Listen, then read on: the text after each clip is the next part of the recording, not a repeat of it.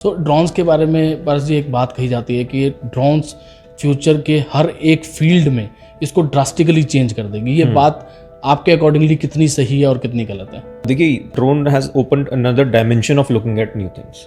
Right. अगर हम किसी भी तरह से एक ट्रेडिशनल मेथोडोलॉजी को देखें तो कोई भी इंसान एक ज़मीन पे रह के किसी चीज़ को विजुअलाइज करना वर्सेस उसी चीज़ को एक आसमान की विजन से देखना, दोनों चीज़ों में बहुत फ़र्क होता है। ड्रोन एक सर्विस के रूप में लोग बाग यूज़ करते थे। लोग बाग ड्रोन खरीदते नहीं थे, उनको कोई काम पड़ा, बहुत किसी गवर्नमेंट का कोई प्रोजेक्ट निकला या फिर किसी जिन जिन लोगों को रियलाइज़ हुआ कि हाँ ड्रोन से ये भी कर सकते हैं, उन लोगों ने सर्विसेज ली ड्रोन्स की। माइनिंग अपने आप में एक बहुत बड़ा यूज़ केस है जिन्होंने सबसे पहले ड्रोन्स को स्टार्ट किया। Energy sector is one of the very finest users of drone technology. अगर हम बात करें तो ड्रोन के अंदर बैटरी टेक्नोलॉजी भी होती है बिकॉज इलेक्ट्रिक प्रोपल्शन से चलता है। मैकेनिकल प्रॉपर्टीज़ भी होती हैं। एरोस्पेस ऑटोमेटिकली एरोस्पेस का प्रोडक्ट है। AI एंड मशीन लर्निंग का भी इन्वॉल्वमेंट होता है।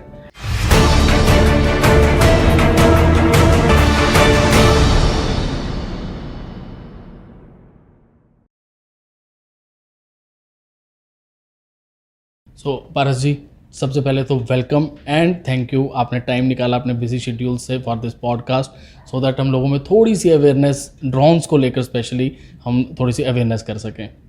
It's my pleasure to be here. Definitely, I'll be more than happy to share my experience and overall what is happening in the drone space, not just in India but globally. It is a game changer technology. Right. A lot of people have never seen the drones in physical life. A lot of people think उन्होंने हमें videos में देखे हैं drones क्या चीज़ होती हैं, या फिर कोई परसेप्शन है किसी का भी एक लेके के ड्रोन सिर्फ एक वीडियो खींच सकता है या फिर किसी शादी में यूज़ होता है लोगों की वीडियो बनाने के लिए सुंदर सुंदर। बट ओवरऑल अगर हम देखें तो ड्रोन की एप्लीकेशंस इतनी वर्सेटाइल है हर एक इंडस्ट्री सेगमेंट के अंदर। Even we every day get to realise कि हमारे कस्टमर्स ड्रोन से क्या क्या करना चाहते हैं। में हमारा पूरा सपोर्ट रहता है, हम उस चीज़ को इंडस्ट्री को एक पुश देते हैं। वी मेक श्योर हमारी R&D टीम्स लोगों की कैपेबिलिटीज़ हैं या फिर जो भी ड्रीम्स हैं उनको अचीव कर पाए। We always look forward to be a very futuristic company with the vision of solving people's lives by the newest of what technology can offer today. So drones के बारे में पारस जी एक बात कही जाती है कि ड्रोन्स फ्यूचर के हर एक फील्ड में इसको ड्रास्टिकली चेंज कर देंगे। ये बात आपके अकॉर्डिंगली कितनी सही है और कितनी गलत है? देखिए, drone has opened another dimension of looking at new things. Right. अगर हम किसी भी तरह से एक ट्रेडिशनल मेथोडोलॉजी को देखें तो कोई भी इंसान एक ज़मीन पे रह के किसी चीज़ को विजुअलाइज करना वर्सेस उसी चीज़ को एक आसमान की विजन से देखना, दोनों चीज़ों में बहुत फ़र्क होता है। आपकी थिंकिंग जो भी आप 10 मीटर 20 मीटर 50 100 मीटर तक आपकी निगाह जा सकती है, वो आप मल्टीपल किलोमीटर्स तक अचीव कर सकते हैं single handedly. Right. So it has opened another dimension of how to look at things which are visible from an aerial eye. Right. So अभी सर किस किस डायमेंशंस के ऊपर किस किस फील्ड के ऊपर आपकी कंपनी ड्रोन्स जो है वो मैन्युफैक्चर कर रही है और किस तरीके से आप उसको मार्केट में इम्प्लीमेंट करते हैं? देखिए, हम लोगों ने एक बहुत ही ज़्यादा एक डिफरेंट कॉन्सेप्ट इंट्रोड्यूस किया मार्केट में। जब हम किसी भी चीज़ को लेके चलते हैं, आई वुड से 8 10 साल पहले जब ड्रोन एक बहुत नई चीज़ हुआ करती थी, सिर्फ सुनने में आया करती थी, तो उस टाइम पे ड्रोन एक सर्विस के रूप में लोग बाग यूज़ करते थे। लोग बाग ड्रोन खरीदते नहीं थे, उनको कोई काम पड़ा, बहुत किसी गवर्नमेंट का कोई प्रोजेक्ट निकला या फिर किसी जिन जिन लोगों को रियलाइज़ हुआ कि हाँ ड्रोन से ये भी कर सकते हैं, उन लोगों ने सर्विसेज ली ड्रोन्स की। राइट। अब अगर if we look at now the way it has opened, so starting from agricultural spraying to identifying के किसी भी एक एग्रीकल्चर फील्ड में कहाँ पे पानी की कमी है या फिर उस क्रॉप की हेल्थ क्या है, उसके एनालिसिस से लेके माइनिंग अपने आप में एक बहुत बड़ा यूज़ केस है जिन्होंने सबसे पहले ड्रोन्स को स्टार्ट किया। Energy sector is one of the very finest users of drone technology. इसके अलावा इमरजेंसी रेस्क्यू की बात करें, डिजास्टर मैनेजमेंट की बात करें, सिक्योरिटी सर्विलेंस या फिर हम एक टोपोग्राफिक सर्वे की बात करते हैं, अलग अलग एरियाज में ड्रोन्स की एप्लीकेशन बहुत ही ज़्यादा एक अनलिमिटेड एक्सपेक्टेशन तक पहुँचती जा रही है, जिसका यूजेज सिर्फ एक डोमेस्टिक नहीं बट इंटरनेशनल मार्केट्स में भी अगर हम देखें तो majorly it has transform the way how the nations are secure in themselves also.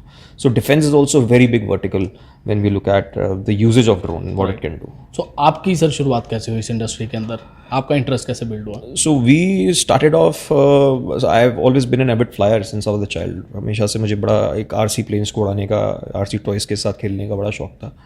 जब हम लोगों ने रियलाइज़ किया, मैंने भी after completing my studies I came back to India, joined my family business, looking after that. But I've always dreamt and thought of working in जहाँ पे मेरी imaginations या फिर anything that I would want to do with my career does not have any limitations to it. And drone actually gave me this kind of no limit dimension where I can explore as much as I can, building products, and satisfying various types of problems that are currently there on this planet with an aerial eye view. तो हम लोगों ने इस तरह से start किया. हम लोग पहले सर्विसेज करते थे ड्रोन से, फिर उसके बाद में हम लोगों ने रियलाइज़ किया कि बहुत सारी चीज़ें ऐसी थी जो कि पुराने ट्रेडिशनल हार्डवेयर में चेंजेस की रिक्वायरमेंट थी किसी भी ऑपरेशंस को ऑप्टिमाइज़ करने के लिए. फिर हम लोगों ने we started together in research and development team, ताकि हम सारे उन प्रॉब्लम्स को, चैलेंजेस को ओवरकम करें, एक नया प्रोडक्ट इस तरह से निकालें जिससे कि हर किसी इंसान की प्रॉब्लम सॉल्व हो सकती है. So with minimum investment how they can maximise returns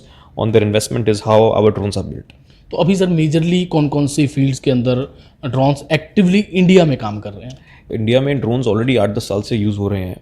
and हम अगर बात करते हैं तो mapping, defence, agriculture and surveillance, these are the main verticals जहाँ पे ड्रोन्स का बहुत ही ज़्यादा एक अच्छे लेवल पे यूटिलाइजेशन हो रहा है. एग्रीकल्चर में किस तरीके से सर हेल्प होता है, और आपकी कंपनी किस तरीके का प्रोडक्ट एग्रीकल्चर के लिए बनाती है, और प्लस एग्रीकल्चर में ड्रोन को यूज़ करके एफिशिएंसी को या फिर प्रोडक्टिविटी को कैसे बढ़ाया जा सकता है? देखिए, एग्रीकल्चर में ड्रोन्स की 2 तरह से एप्लीकेशन होती है. अगर हम बात करें किसी भी एक फार्म की हेल्थ मॉनिटरिंग की, जिसमें कि पहले समझना कि इस फार्म की कंडीशन क्या है. So instead of only doing the sampling method, multispectral cameras की मदद से हम किसी भी फार्म की हेल्थ मॉनिटरिंग करते थे. ओके. उसके अलावा once the health monitoring is done, हमारे पास एक पूरे फार्म का एक एरिया आ जाता है कि हाँ, इस एरिया में ये प्रॉब्लम है, इस एरिया में ये प्रॉब्लम है. उसके बिहाफ पे हम उसका एक प्रिस्क्रिप्शन मैप बनाते हैं.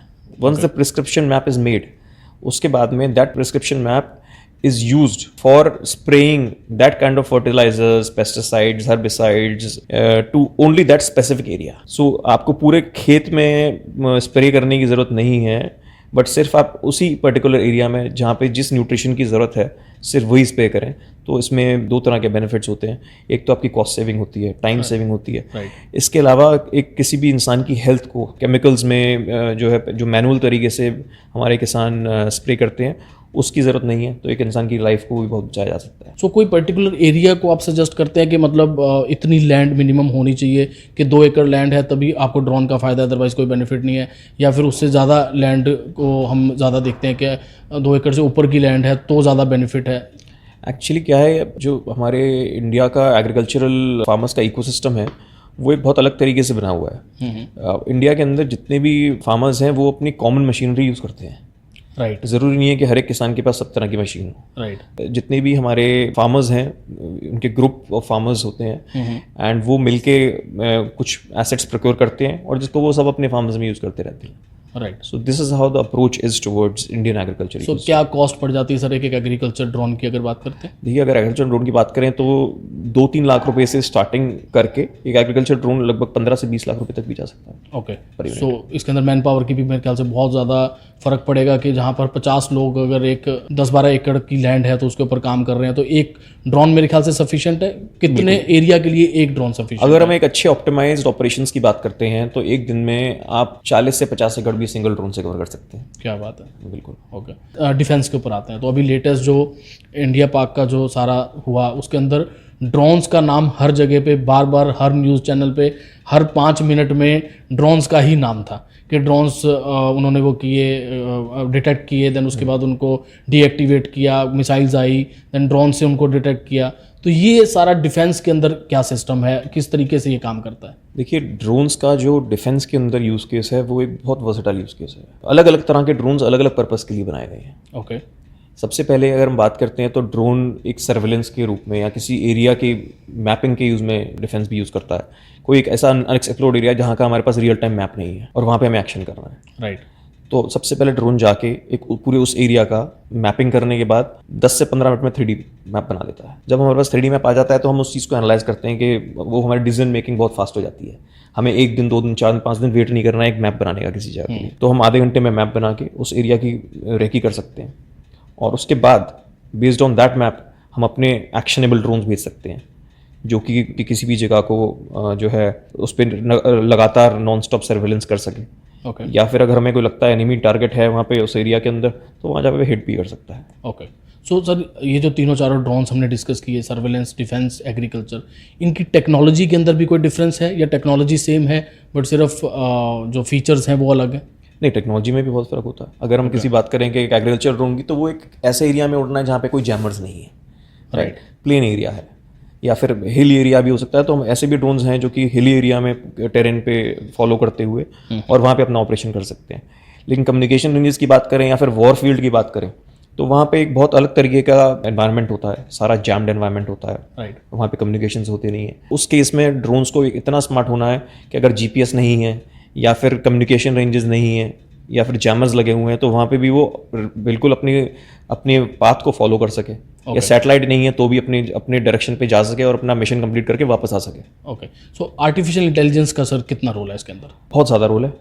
देखिए, एक ड्रोन में और एक एरियल रोबोट के अंदर अगर हम बात करते हैं तो ये बहुत मेजर डिफरेंस होता है। ओके। एक चीज़ हो गई कि आपने किसी भी एक एसेट को या किसी भी एक मशीन को उड़ाया, आपने उससे अपना काम करवाया और वापस ले आए। और दूसरी चीज़ हो गई कि आपने सिर्फ एक बटन दबाया और उस रोबोट ने, फ्लाइंग रोबोट ने उस मिशन को कंप्लीट किया, और जो आप चाहते थे ड्रोन को उड़ाने के बाद में, उससे जो उस वीडियो ने देखा और वीडियो में जो देख के आप एक फिजिकली उस वीडियो को एनालाइज करते हैं, वो सारा अगर एआई एनालाइज करके आपके सामने ला के रिपोर्ट रख दे कि हाँ आपने सिर्फ बटन दबाया, ड्रोन गया और आपके हाथ में रिपोर्ट आ गई। So that is all is done by AI now. Right. So sir, इस चीज़ से अनएम्प्लॉयमेंट के ऊपर बहुत ज़्यादा फ़र्क पड़ने वाला है कि बहुत लोगों की नौकरी जाने वाली है। मैं थोड़ा टाइम पहले यूएस था, तो वहाँ पे फूड डिलीवरीज भी इवन स्टार्ट हो चुकी हैं ड्रोन से। तो इस चीज़ को हम कैसे जस्टिफाई करेंगे कि आज की इंडिया की प्रेजेंट सिचुएशन को लेकर? I think it is more about educating the current workforce in the country, and instead of same people, जो कि अब पहले इंडिया में सिर्फ अनएम्प्लॉयड रेट नहीं था, इलिटरेसी रेट भी बहुत ज़्यादा था, राइट। तो उस सारी चीज़ों को ध्यान में रखते हुए किसी भी एक इंसान की जो इनकम है, उस इनकम लेवल को बढ़ाना, उनको और स्मार्ट कराना, उनको पढ़ाई लिखाई कराना, ताकि वो और एडवांस चीज़ों के जो काबिल है वो पूरी कर सकें। सो उस डायरेक्शन में सोचना ज़्यादा बेटर रहेगा as compared to unemployment. Right. So Indian drones और बाहर के जो इंपोर्ट हो रहे हैं ड्रोन्स, उसके अंदर कोई मेजर आपने कभी डिफरेंस देखा? क्योंकि आप ऑलरेडी इस इंडस्ट्री के अंदर हैं, आप ऑलरेडी मैन्युफैक्चरिंग इस चीज़ की कर रहे हैं, तो जब आप कोई इंपोर्टेड हुआ कोई ड्रोन देखते हैं और इंडिया आपका खुद का मैन्युफैक्चर, जब आप ड्रोन उसको कंपेयर करते हैं, तो दोनों में क्या कंपेरिजन्स और क्या सिमिलरिटीज़ आपको देखने को मिलती हैं? आई थिंक देखिए, India is that kind of nation जहाँ पे कैपेबिलिटीज़ बहुत हैं, लेकिन इम्प्लीमेंटेशन बहुत स्लो, अभी तक बड़ी स्लो रहती थी। Right. But I think now since the past way that we have seen, looking at the prime minister's new vision, we feel that जितनी भी नई इंटरनेशनल टेक्नोलॉजीज़ हैं वो सारी इंडिया में बन रही हैं। आप देखिए, आज की अगर बात करें तो आईफोन भी इंडिया में बनाए जा रहे हैं पूरी दुनिया के लिए, not only for India. So India is definitely not lacking behind in technology. We as of today are building systems which are not only competing but also defeating the international technologies of how the drones were seen before, including the topmost nations of the world. So sir, ये drone policy 2021 जो government ने implement करी, उसने drone की industry के ऊपर क्या impact डाला है? उसको रेगुलेट किया। ओके। सबसे पहले तो जब तक कोई रेगुलेशन नहीं होता किसी भी पॉलिसी का, तो उस टाइम पे क्या होता है कि कोई भी अगर इंसान की बात करें हम, वो अपने एक पर्टिकुलर तरीके से उस टेक्नोलॉजी को यूज़ करते हैं। एंड ड्रोन एक ऐसी चीज़ है कि अगर किसी गलत इंसानों के हाथ में लगे तो उससे जो है किसी भी जगह पे एक हानि भी पहुंच सकती है। सो इस चीज़ को ध्यान में रखते हुए सरकार ने एक पॉलिसी बनाई कि हाँ, ये एक ऐसा एसेट है जिसके पॉजिटिव्स और नेगेटिव्स दोनों हैं, तो इसको थोड़ा रेगुलेट किया जाए, इसको थोड़ा सा सही लोगों के हाथ में ही इसको जो है दिया जाए। तो उस पॉलिसी के तहत अलग अलग हमारे वेट कैटेगरीज के अकॉर्डिंग उसको डिवाइड किया गया, और जितने भी प्रोडक्ट्स बन रहे हैं उन पे मॉनिटरिंग लगाई गई। And looking at that, it is basically giving everybody a direction how to implement and sell your products. So sir, India में ड्रोन मैन्युफैक्चरिंग इकोसिस्टम के अंदर आपको सबसे बड़ा गैप क्या लगता है अगर हम ओवरऑल मैन्युफैक्चरिंग की बात करें? एडॉप्टेबिलिटी। अगर हम बात करते हैं किसी भी इंडस्ट्री को ग्रो करने के लिए नंबर्स की जरूरत पड़ती है। Right. Now, since this is a very new technology, not every time every manufacturer would be able to see or have very big numbers of sales that he would require to run a big manufacturing organization. Yes. So to wait and have patience to make sure that you win the market is very important. If somebody thinks right now, you don't have patience and you want to make quick money, this is definitely not a space for you. So export business में भी जा सकते हैं जो manufacturers हैं? बिल्कुल, जब India की टेक्नोलॉजी बहुत ऑलरेडी प्रूव होती जा रही है ड्रोन टेक्नोलॉजी के अंदर, हमारा जो विजन 2030 है उसको भी ध्यान में रखते हुए हम लोग सारा इकोसिस्टम लोकलाइज कर रहे हैं ताकि हमें किसी भी इंपोर्टेड कंपोनेंट्स के ऊपर जो है किसी के लिए किसी और देश पे निर्भर ना रहना पड़े। इस गाइडेंस को ध्यान में चलते हुए हम पूरा इस पॉलिसी का सम्मान करते हैं और ये भी चाहते हैं कि सिर्फ अच्छे ड्रोन मैन्युफैक्चरर्स देश में काम करें, इस इंडस्ट्री के अंदर आएँ जिनका लॉन्ग टर्म विजन हो, कोई एक अपॉर्चुनिटी समझ के सिर्फ पैसा कमा के बाहर ना निकला जाए। राइट।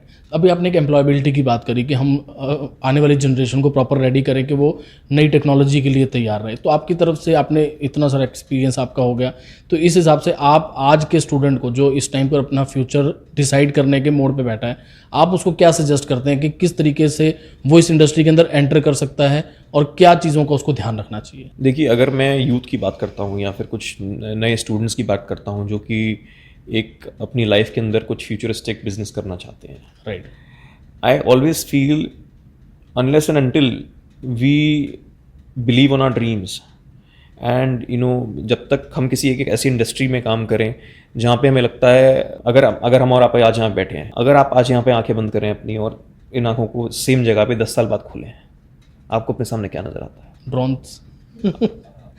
ड्रोन हो या आपके सामने कुछ भी नजर आ सकता है, आपको आपकी अपनी इमेजिनेशन है, राइट। लेकिन अगर आप उस इमेजिनेशन को सोचते हुए किसी भी चीज़ में काम नहीं कर रहे हैं, इसका मतलब आपका विजन तो है नहीं, राइट। तो आप किसी भी तरीके से उस विषय पे या फिर उस पर्टिकुलर टॉपिक पे या वो चीज़ जो आपको समझ में आती है, दिखती है अपनी आंखों के सामने, 10 साल बाद आप उस पर आज से काम करना चालू करिए, okay, then you will be able to definitely achieve what you really feel like in the future.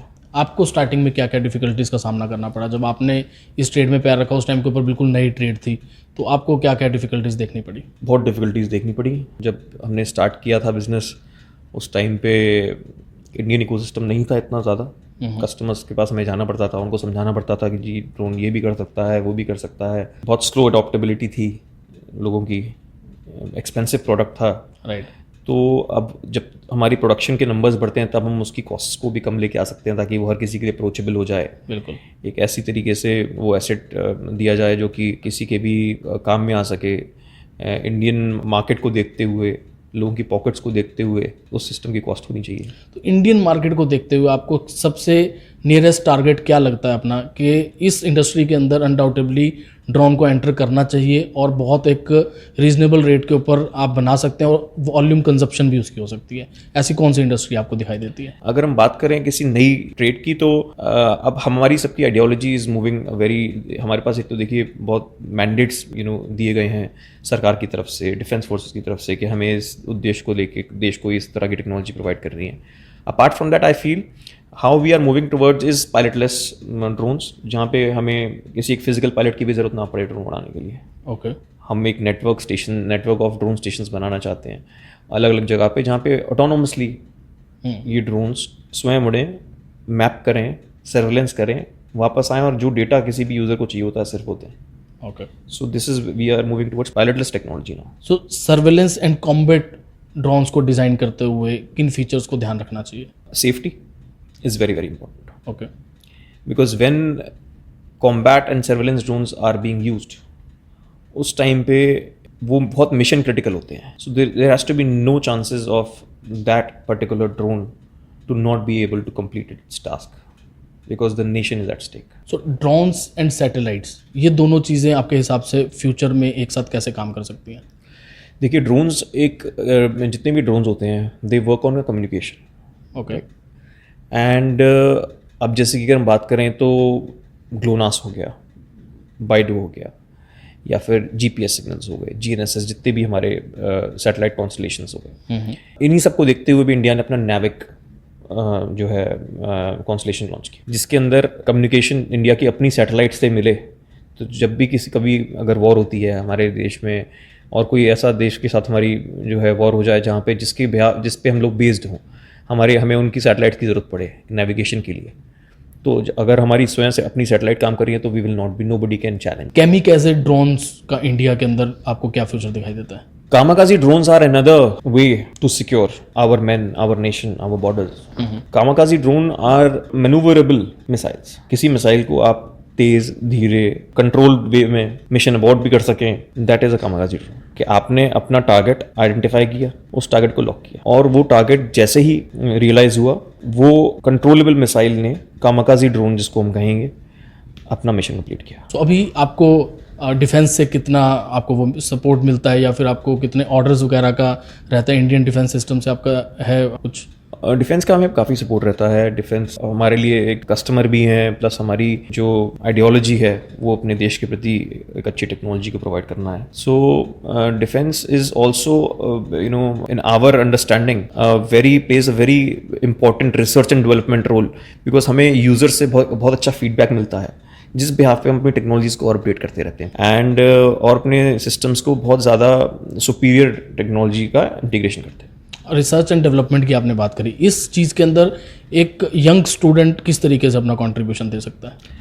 देखिए, एक ड्रोन एक ऐसी चीज़ है जिसके अंदर बहुत सारी टेक्नोलॉजीज होती है। अगर हम बात करें तो ड्रोन के अंदर बैटरी टेक्नोलॉजी भी होती है, बिकॉज इलेक्ट्रिक प्रोपल्शन से चलता है। मैकेनिकल प्रॉपर्टीज़ भी होती हैं। एरोस्पेस, ऑटोमेटिकली एरोस्पेस का प्रोडक्ट है। AI एंड मशीन लर्निंग का भी इन्वॉल्वमेंट होता है। इसके अलावा अगर हम बात करें तो कॉम्पोजिट जो है मटेरियल्स का बहुत यूज़ होता है। तो बहुत सारी विभिन्न इंडस्ट्री के लोग मिलजुल के ही किसी भी प्रोडक्ट को डेवलप करते हैं। It is not a just one industry which somebody can do it. Right. कोई फेवरेट आपका प्रोजेक्ट जो आप जिसके ऊपर दिलो जान से मेहनत कर रहे हैं? As a founder of this company, मेरे लिए मेरे सारे प्रोजेक्ट्स बहुत ज़्यादा ही मेरे दिल के करीब होते हैं, and we always want to make sure कि हमारे जो भी ड्रोन्स कभी भी फ्लाई करें तो बहुत सेफली फ्लाई करें। हमारे हर कस्टमर की प्रॉब्लम उस पर्टिकुलर ड्रोन को फ्लाई करके रिजॉल्व हो सके।